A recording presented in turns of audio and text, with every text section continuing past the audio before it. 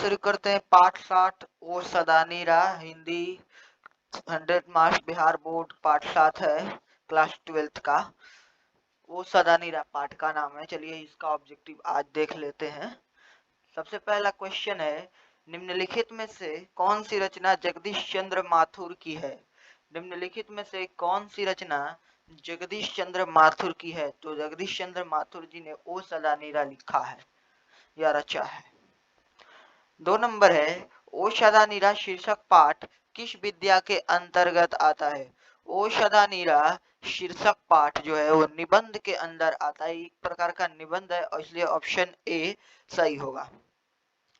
3 number question है, जगदीश चंद्र माथुर मूलतः क्या थे। जगदीश चंद्र माथुर मूलतः एक नाटककार थे।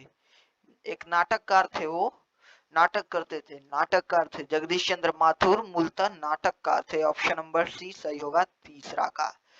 चौथा नंबर क्वेश्चन है, ओ सदानीरा निबंध बिहार के किस क्षेत्र की संस्कृति पर लिखा गया है।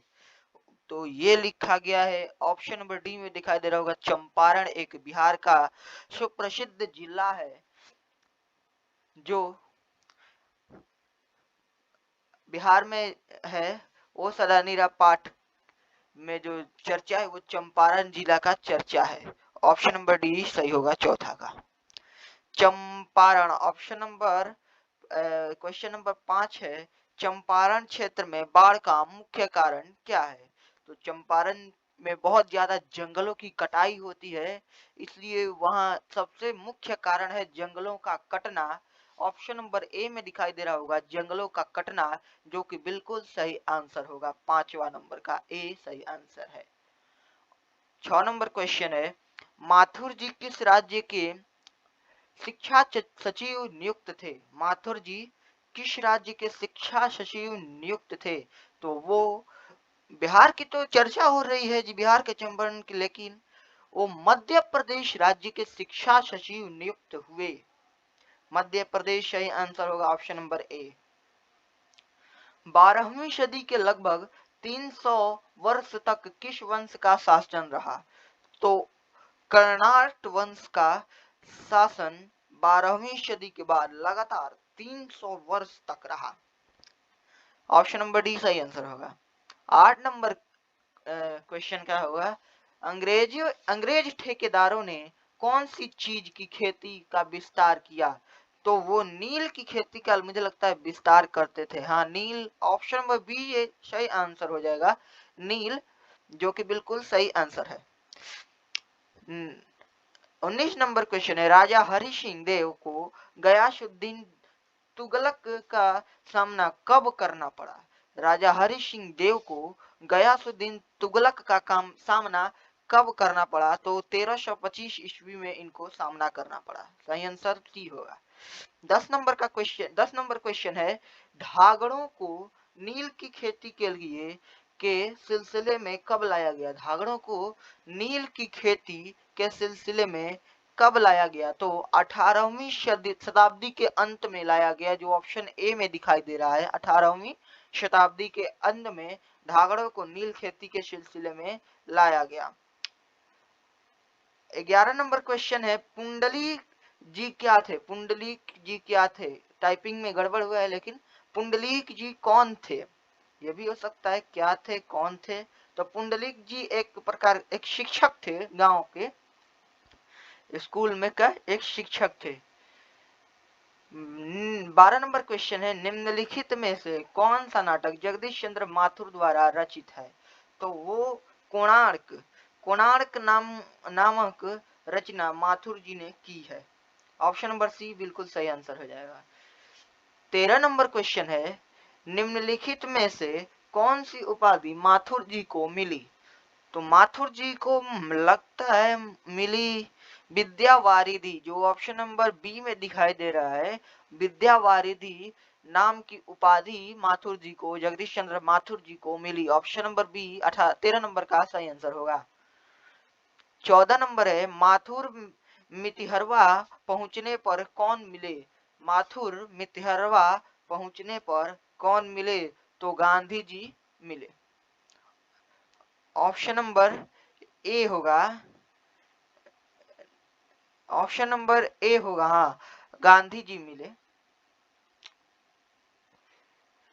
15 नंबर क्वेश्चन है, पुंडलीक जी ने निर्भीकता पुंडलीक जी ने निर्मित 14 नंबर क्वेश्चन का आंसर सी होगा।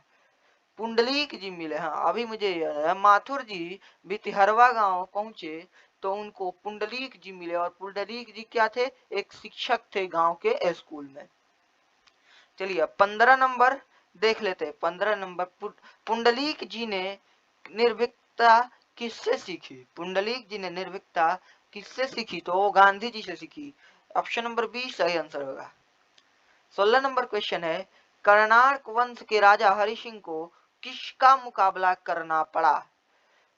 कर्नाटक वंश के राजा हरिश्चंद्र ने गयासुद्दीन तुगलक नामक शासक के साथ मुकाबला किया। ऑप्शन नंबर ए बिल्कुल सही आंसर हो जाएगा 16 नंबर का।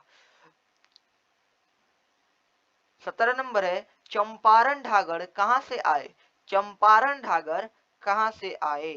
तो चंपारण ढागर बेसिकली छोटा नागपुर से आए। छोटा नागपुर है, वहीं से आए चंपारण ढागर।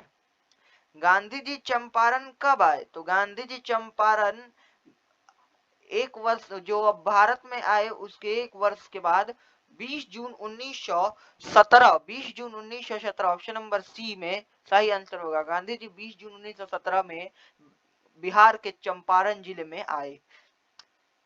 तिनकठिया प्रथा का संबंध है नील से। अंग्रेज लोग नील की खेती करवा रहे थे हमारे किसानों से, तो तिनकठिया प्रणाली उसी का नाम दिया गया।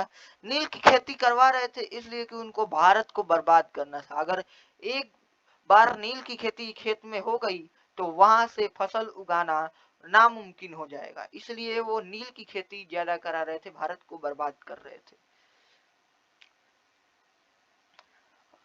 20 नंबर क्वेश्चन है, पंडई नदी कहां तक जाती है? तो पंडई नदी जाती है आपके भीखनाथोरी। ऑप्शन नंबर ए भीखनाथोरी में जाती है पंडई नदी। ऑप्शन नंबर ए सही आंसर हो जाएगा 20 नंबर का। 21 नंबर क्वेश्चन है, बराज कहां बन रहा था? बराज कहां बन रहा था? तो बराज बन रहा था आपके भैंसा लोटन। भैंसा लोटन है एक, उसी में बन रहा था। भैंसा लोटन में बन रहा था बराज। ऑप्शन नंबर डी सही आंसर हो जाएगा 21 नंबर का। 22 नंबर क्वेश्चन है, आम्रपाली उर्फ में अम्बपाली ने तथागत को क्या सौंपा? तो आम्रपाली ने तथागत को आम्रवन सौंपा। ऑप्शन नंबर बी सही आंसर हो जाएगा 22 नंबर का। 23 नंबर का क्वेश्चन है, 23 नंबर क्वेश्चन है, मठ के महंत ने गांधी जी को कहां शरण दी? मठ के महंत ने गांधी जी को एक महुए के पेड़ के नीचे उनको बिठाया, यानी वहां पर शरण दिया। 24 नंबर क्वेश्चन है, जगदीश चंद्र माथुर का जन्म कब हुआ? जगदीश चंद्र माथुर का जन्म कब हुआ या हुआ बताइए। ऑप्शन नंबर ए बिल्कुल सही आंसर हो जाएगा। 16 जुलाई 1917 को जगदीश चंद्र माथुर जी का जन्म हुआ। 25 नंबर क्वेश्चन है, वैशाली महोत्सव का बीजारोपण किसने किया? तो वैशाली महोत्सव का बीजारोपण जगदीश चंद्र माथुर जी ने किया। ऑप्शन नंबर बी सही आंसर हो जाएगा। 26 नंबर क्वेश्चन है, कौन सी कृति माथुर जी की नहीं है? कौन सी कृति माथुर जी की नहीं है? तो रेशमी टाई जो ऑप्शन नंबर सी में दिखाई दे रहा है वो माथुर जी नहीं लिखे, बाकी मेरी बात सुनिए, बंदी कोणार्क ये सब माथुर जी का है कृति। 27 नंबर क्वेश्चन है, कौन सी कृति माथुर जी की नहीं है? फिर यही क्वेश्चन आ गया। उनकी कृतियों पर ध्यान देना बहुत ही आवश्यक है। तो भोर का तारा उन्होंने नहीं लिखा है, बाकी सब ये लिखा है, यायावर रहेगा याद कहानी नहीं, कहानी जानवर और जानवर, ये माथुर जी लिखे हैं। भोर का तारा उन्होंने नहीं लिखा है। 28 नंबर क्वेश्चन है, बोलते क्षण की साहित्यिक विद्या की कृति है? तो बोलते क्षण बेसिकली एक निबंध है जिसको माथुर जी ने रचा है। ओ सदा नीरा किसको निमित्त बनाकर लिखा गया है? तो वो सदा नीरा एक नदी को निमित्त बनाकर लिखा गया है और उस नदी का नाम है गंडक नदी। गंडक नदी को निमित्त बनाकर यानी उसको माध्यम बनाकर लिखा गया है। गंडक नदी के ऊपर ओ सदा नीरा कहानी है। 30 नंबर क्वेश्चन है, थारन शब्द किस शब्द से विकसित है? थारन शब्द बेसिकली थार से विकसित है। ऑप्शन नंबर बी सही आंसर हो जाएगा 30 नंबर का। 31 नंबर क्वेश्चन है, बिहार के शुभ प्रसिद्ध सांस्कृतिक उत्सव वैशाली महोत्सव का बीजारोपण किसने किया? अभी बताया जगदीश चंद्र माथुर जी ने किया। ऑप्शन नंबर सी बिल्कुल सही आंसर हो जाएगा। 32 नंबर क्वेश्चन है, ओ मेरे सपने क्या है? ये भी जगदीश चंद्र माथुर जी ने ही लिखा है और ये है आपका एक नाटक। नाटककार थे माथुर जी और ये नाटक भी वो लिखते थे। वो अपने ओ मेरे सपने एक प्रकार का नाटक है जिसको लिखा है, रचा है माथुर जी ने। जगदीश चंद्र माथुर जी का पूरा नाम है। 33 नंबर क्वेश्चन है, गौतम बुद्ध का आविर्भाव कब हुआ? गौतम बुद्ध का आविर्भाव कब हुआ? तो वो हुआ 2500 वर्ष पहले गौतम बुद्ध को आविर्भाव हुआ। राजा हरि सिंह देव को किसका मुकाबला करना पड़ा? अभी बताया गयासुद्दीन तुगलक जिनका है, उन्हीं के साथ इनका सामना हुआ। अब ओ सदा नीरा के लेखक कौन है? जगदीश चंद्र माथुर है। 35 नंबर का कहाँ है? ए सही आंसर हो जाएगा। हाँ खत्म हो गया। तो ये रहा ओ सदा नीरा पाठ का, जिसको लिखे हैं जगदीश चंद्र माथुर जी ने। और वो क्या है, एक नाटककार है। राजा हरि सिंह का चर्चा बार बार आ रहा है और ये बहुत बार आ रहा है। गयासुद्दीन तुगलक के साथ राजा हरि सिंह का सामना हुआ। तो मिलते हैं नेक्स्ट वीडियो में अगले चैप्टर के ऑब्जेक्टिव के साथ। तब तक के लिए बाय बाय। और देखते रहिए साइंस विद्या के चैनल से ऑब्जेक्टिव की तैयारी करें एकदम बेसिक से।